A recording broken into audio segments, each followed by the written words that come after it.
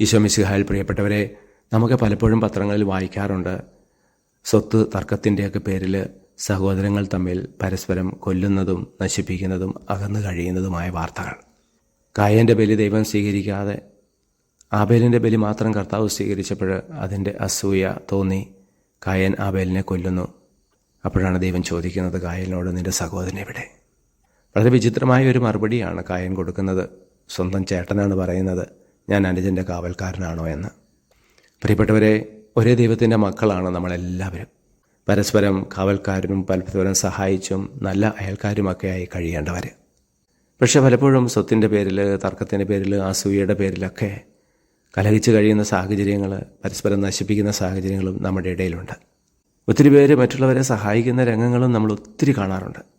ഒരു കുടുംബത്തിലെ നോക്കി വളർത്തിയിരുന്ന പശുക്കളെല്ലാം ചത്തപ്പോൾ എത്രയോ പേരാണ് ആ കുടുംബത്തെ സഹായിക്കാനായിട്ട് എത്തിച്ചേർന്നത്. അങ്ങനെ പരസ്പരം സ്നേഹിച്ചും സഹായിച്ചും കഴിയുമ്പോഴാണ് ഈ ഭൂമി സ്വർഗമായി മാറുക. എന്നാൽ അസൂയയുടെ പേരിൽ കലഹിച്ച് കഴിയുന്ന സാഹചര്യങ്ങൾ, നരകതുല്യമായ അവസ്ഥകളും നമ്മുടെ ഇടയിൽ ചിലപ്പോഴൊക്കെ കാണപ്പെടാറുണ്ട്.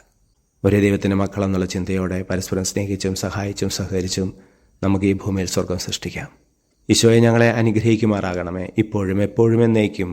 ആമേൻ.